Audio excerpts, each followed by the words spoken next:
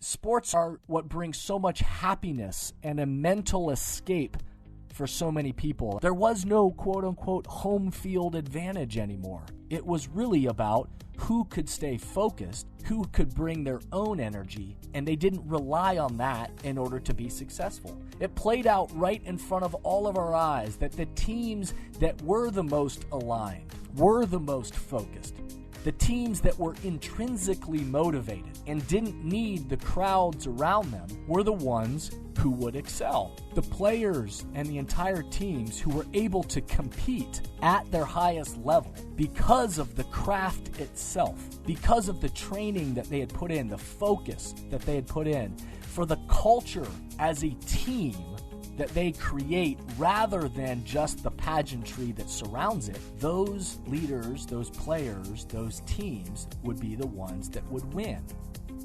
Welcome back to The Thermostat with Jason Barger. If you're currently on a commute, a walk, or just a micro break in your day, glad you're making time to step back, to think, and to reflect on the next steps on your journey. I've never been more convinced. The best leaders and team cultures in the world are the ones that make time to step back and calibrate their thermostat. I hope today's conversation leaves you feeling grounded and inspired. Now let's dive into today's topic to engage our minds and hearts in order to authentically lead and create compelling cultures wherever we are in the world. Hey everybody, it's Jason and welcome back to Season 4 of the podcast. Again, we continue to receive so much great feedback about Seasons 1, 2, and 3 of the podcast. So wherever you are listening to this or however you're coming to the podcast today, thank you for everybody that has been listening and the growing excitement around this podcast. Thank you for everybody that takes the time to share that with us and let us know of the things that you're enjoying, the things that are working for you, that are helping you think about important things in your life and your work. We really appreciate that. So if you've been somebody that's been a part of this from day one and a part of Seasons 1, 2, and 3, thank you for continuing on this journey in Season 4. And if you are somebody that has just now joined the podcast and are getting into Season 4, I really invite you to go back to Seasons 1, 2, and 3 and listen to the amazing conversations, the interviews that I've been able to have with thought leaders from around the world. And then also the micropod snippets, the different topics that hopefully are engaging your mind and heart. There's some great stuff in Seasons 1, 2, and 3, and future stuff still to come in Season 4 that I hope you will go back and find or stay listening for what is still to come. As always, my hope with these podcasts is to give you something to think about each week, something to engage your mind and heart, and then to lead to intentional action. So thank you for being a part of this. Thank you to everybody out there who subscribes, who listens. Thank you to everybody also who's sharing this, who's sharing it, saying to a friend or a colleague, a coworker, hey, you got to hear this. This is something that is a great practice of my week, and sharing it with the teams and organizations or colleagues, peers that you have in your life, whoever you think ought to be listening to this. Thank you for that. Of course, thank you to everybody who rates the podcast on whatever platform you're on. If you rate it, if you leave a great review, a comment, 5 stars, of course, all of those ways are the ways in which this content gets shared and amplified throughout the world. So that's the way the algorithms work. So thank you for everybody that takes the time to rate, review, comment, and share it. I truly appreciate it. So we are in a new year, as we know. 2020, of course, was challenging. I'll just remind us of this. Of course, we know it was challenging. Global pandemic, social unrest, political uncertainty, economic uncertainty, issues of social justice, homeschooling or online schooling or hybrid for your kids. There has been a lot of challenges in the world, and I'll just again remind us as we enter into today's topic that those challenges aren't behind us, that we still are in the midst of a pandemic. We still have a pandemic of many other kinds in our society that are happening right now, and so all of us, it's a good reminder for us as we calibrate our own thermostats, is to remember that we can't control everything that is swirling out there in the world. Sometimes we forget that. Sometimes we try to carry everything on our own shoulders, and we forget that we can't carry the weight of the world.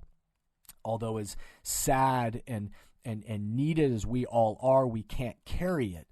But there's opportunity. There's opportunity for each one of us individually, and then certainly for us as teams and as collective groups of humans in the world, for all of us to continue to grow, to develop, and to do better at and find solutions for all these things that we are challenged with. So we can't control everything that's swirling out there in the world, but what we can control is our response. And our response, the temperature that we put out into the world, will have an impact on ourselves and certainly the people around us on how we choose to respond to all the challenges that are in front of us. So there's still a lot of work to do, of course. The challenges aren't over, but I just will start off again by reminding us that what is within our control is the temperature that we set in our own lives and our own relationships with the teams and organizations that we are lucky to serve. So today I want to reflect on something as I've been thinking about topics, of course, for the podcast, and people are always suggesting things to me, which continue to keep that coming. Anybody that has a suggestion, send it in, info@jasonvbarger.com, and I'll make sure that we start to think about how we could maybe work those topics, or it's always interesting to see what topics you think are interesting out there. But I also try along the way to reflect on things that are crossing my mind and heart, and observations that I'm having as we're moving through the world that we're in right now. And so today I want to reflect on something that we've all observed in the last year that hasn't gotten enough attention, in my opinion, hasn't gotten enough attention, or at least is worthy of us acknowledging it for a second and thinking about how it relates to the way we show up to the people around us, to our teams and organizations, to the ways in which we are working, the mission we're trying to stimulate progress in, whatever that might be for you, the ways in which you're trying to compete and raise your level of performance in the world, whatever that might be for you. There's something that's been happening that I think is worthy of our attention, and worthy of us acknowledging, but maybe hasn't gotten enough attention as it maybe has been needed. So now it's time to shine a light on it. With a raging global pandemic and the many safety concerns that were obvious, there's so many different sports leagues that worked diligently to find ways to deliver sports competition to people, which, again, and those of you that know me well know that sports, I'm an ex-athlete. I play basketball. I love sports. If you've listened to this podcast, I just did a podcast not too long ago about the story of Gonzaga basketball, and whether or not you like basketball or not, I believe that the story itself about vision and leadership and culture and strategy is something that we all can learn from. And I think sports becomes that for all of us. And so I'm always using examples, of course, from business and social enterprise, but also sports, because those are things that are interesting to me. And also in this country, in our world, sports are an enormously important and valuable thing. So many people love and are fans of sports, but also, sports are what brings so much happiness and a mental escape for so many people. And as this pandemic was raging on, and these concerns around safety and protocols and all those things, all of these leagues, rightfully so, had to make decisions about could they even compete. And then if they were going to do it, what were the protocols that needed to be in place in order for them to do it safely? And also, how could they continue their mission to help these athletes or these people, the professional athletes, if that's their job to do? How could they continue to create an environment where they could do what they do, but also all of us that enjoy sports, how could we find happiness in these sports and have that mental escape that we all enjoy, myself included? And of course, not to mention, there have been financial implications for many of these leagues, huge financial implications of whether they play or not play, and certainly incentives to play. So all of these, there's been a lot on the line for people to try to figure out, how do we compete and how do we put on these sporting events that bring so much happiness and mental escape and, yes, dollars in the market to life. But how do we do it in the midst of all of these safety protocols that have been needed?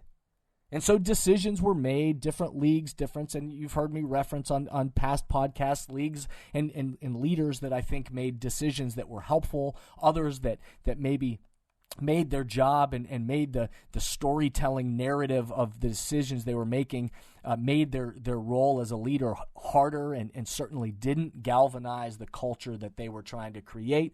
But so many different leagues and groups had to make decisions to move ahead. We saw bubbles, quote unquote bubbles, where athletes were literally living at their jobs, quarantined from family and friends for months on end. We've seen empty gyms, empty stadiums, empty arenas. The typically hostile and frenzied energy from the crowds was missing, and the pageantry that usually surrounds, a game day stadium atmosphere was gone. But in the midst of those obvious challenges and differences, and beyond the quote-unquote show and the visual of these contests, a few glaring things jumped off the screen, at least to me. And that obvious thing was that the teams that didn't rely on the roar of the crowds for their energy, didn't rely on the roar of the crowds for their energy, didn't rely on the roar of the crowds for their focus. They didn't rely on the energy of other people around them for their own intrinsic will to win. Those people, those individual leaders and those teams and those organizations, those would be the ones in this environment that would be the most successful. There was no quote-unquote home field advantage anymore. It was really about who could stay focused, who could bring their own energy, and they didn't rely on that in order to be successful. It played out right in front of all of our eyes that the teams that were the most aligned, were the most focused, the teams that were intrinsically motivated and didn't need the crowds around them were the ones who would excel. The players and the entire teams who were able to compete at their highest level because of the craft itself, because of the training that they had put in, the focus that they had put in, for the culture as a team that they create rather than just the pageantry that surrounds it. Those leaders, those players, those teams would be the ones that would win. And guess what? They did. This example, this image that played out right in front of all of our eyes was something for all of us to remember. Because in a day and an age when so much focus is on the external, so much focus daily is on external things. What is the image that someone puts out into the world? All of us, so in personal branding and companies and organizations that are always thinking about what their image is, what's the story, what's the brand that's out in the world, so much that is externally facing.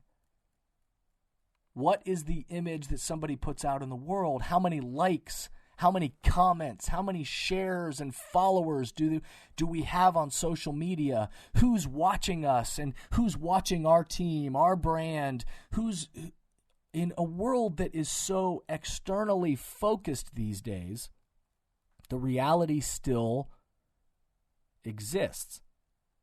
Not that our brand or our image or the stories that we put out in the world, the way that we hold ourselves, the way that the external world views us, not that that isn't stuff to think about and to be, and certainly to try to put your best foot forward. All of those things, of course. But the teams, the players, the leaders, in a world that is so often externally focused, the ones that were able to be intrinsically motivated, intrinsically aligned, that trained, that were focused, that created a culture and a chemistry together that relied on their chemistry within themselves and not the external noise and roar and excitement from somebody watching, those were the players, the teams, the organizations who were the most successful. It reminded me of the quote, if you remember the famous business, speaker, motivational speaker and consultant, famous back in the day, Zig Ziglar. There was a story of, he was famous for being a business consultant and motivational speaker, and he would put on these events, and he was famous around the world.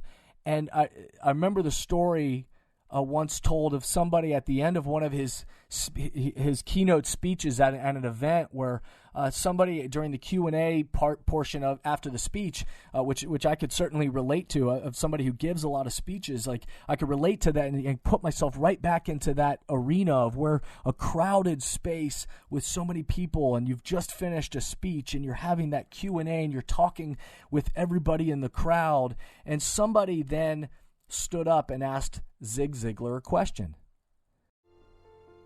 I have no doubt that there will be time in the near future, I'm not sure when, but where there will be power in congregating again, power in bringing your whole team together, your entire company and organization together in one space for that powerful keynote speech, that discussion that has to happen as a team and entire organization about leadership and culture and mindset. But until then, we are in a virtual world. And so if I can add value to your team, your company, or organization through a virtual keynote speech, or just helping your team and organization have the conversation that's the currency for change that you need to be having internally, I hope you'll track us down and let us know how we can be helpful at jasonvbarger.com.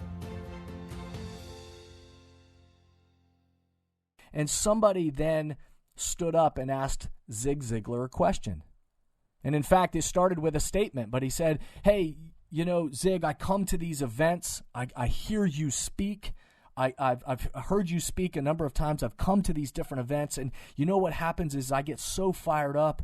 I get so juiced. I'm motivated. I have these ideas of what I'm going to do next. And I run out of these events and I go out and I'm so excited and I'm so motivated. But something strange happens. He said, you know what, if I'm being honest with you, what happens is about 3 or 4 weeks down the road, this motivation thing, it's kind of funny because about 3 or 4 weeks down the road, I start to realize that it starts to fade away. And I start to lose that feeling that I had when I left the event and left your speech, and I was so motivated, but about 3 or 4 weeks afterwards, it kind of goes away. And he said, so Zig, my question is, do you really believe in this kind of motivation thing? It seems like motivation kind of fades away. What do you think? And Zig Ziglar, a guy who who at the time, gave motivational speeches for a living, and his job was to be a motivating person and work with teams and organizations. Again, I can relate to this for the type of work that I do of hopefully connecting and uniting people and helping people to think bigger and to align themselves around the leadership and the culture they're trying to create and what those next actions are going to be, and then let's go do them. He looked at the guy, somebody who wakes up every single day, that is his role, and he looked at the guy, and his response was, of course it does. Of course it does. He said, back to the guy, he said, well, do you eat every day? And the guy standing there that asked the question looked at him and was like, yeah, well, of course I eat every day. And then he looked at him and he says, do you bathe every day? And the guy looked back at him and kind of smiled and laughed and said, well, maybe not every day, but every couple of days, yeah, I bathe. And then in his, clear and direct, but also interesting way, Zig said back to him, he said, well, we eat every day Because our bodies get hungry every day. Our bodies require fuel to fuel us. He says we bathe every day because our bodies get dirty. Because there's germs and there's things around us. We bathe every day to help keep ourselves clean. He said motivation and inspiration is no different than that. It's no different than that. We like to believe that motivation is like a shot in the arm. You know, we get it once a year. We come to an event. We come to something. We get a one shot in the arm. We take a pill, and magically we are then motivated and inspired for the rest of our lives. He said, I wish that were true, but to be honest with you, it's never been true, and it will never be true. And then he said to him, hey, I'm a motivational speaker. I do this for a living, and I'm here to tell you that every single day, even as somebody who is supposed to already be motivated, I need to wake myself up, to look myself in the mirror, and find new ways every single day to stay motivated, to find that intrinsic motivation, to stay focused, and then be courageous enough to go to work and continue to stimulate progress. He said, just like bathing, I've got to wake up and bathe every day. I've got to stay motivated myself. And so in this externally facing world that so many people, so many teams, so many brands live in today, it's refreshing for us all to be reminded that the best leaders, the best individual contributors, the best entire teams aren't just externally motivated only by the roar of the crowd or by the people around them, but the very best have an ethic of bathing every day, of seeking out and finding and developing that intrinsic motivation, to stay focused, to rely on each other, to motivate the people on our teams and those around us, to continue to say, what are the next ways that we are going to stimulate progress? But we got to make sure that we're eating every day, that we're bathing every day. Because the best leaders, individual contributors, entire teams aren't just externally motivated. Not just for the roar of the crowds, not just for the way that their image is. They are their internal spirit. They are intrinsically motivated to share their gifts, to share their passion, to continue to bathe every day, to develop and share their skills. And they are intrinsically motivated by the teamwork with the other people around them, even when there are no crowds around them. And when there are no people in the stands, they still are able to perform. They are still passionate about sharing their gifts, their passion, their skills, and their work with their team for the mission and the goal that's in front of them. Even in the midst of no crowd around them, these are the ones that succeed. And so, as always, a few questions to ask, some things for you to reflect on, for you to ponder in this week. When no one is watching you, in the midst of, again, I understand that we live in a world where image and brand and storytelling and certainly putting your best foot forward and you know, like me, I've got to put messages out there in the world that are authentic for me to share, and all of that is important. But when no one is watching, what motivates you? What is it that motivates you? Where does that intrinsic motivation come from? And what are the gifts? What's the passion? What are the skills that you want to continue to develop? And in what ways do you need to bathe every day to wake up and find new ways to stay motivated, to stay developing? And how can you share these gifts with your team and be committed to playing together even when no crowds are there? Because remember, the best leaders, the best teams, no crowd is really needed, but the best leaders and the best teams then, by the way they train, by the way they bathe, by the way they eat, by the way they think and go to work, no crowds are needed, but when the crowds show up, they're ready. Thank you for listening to today's podcast, and I hope the messages and questions stimulate positive change along your path. As always, if these messages resonate with you and add value to your life, I hope you'll help amplify them throughout the world. Please rate, comment, and share on whatever podcast or social media platform you're using. And share this podcast with the people in your life or work who should be part of these conversations. That way, this spirit does, in fact, spread. If these messages or developing leaders and culture would be helpful to your organization, or you have a question or comment about this podcast, please contact us at jasonvbarger.com. And remember, we all are ambassadors for the culture we want to create in our life and work. We have to own the vision we want to be a part of. The future of leadership is you, is me, is us. Be a thermostat.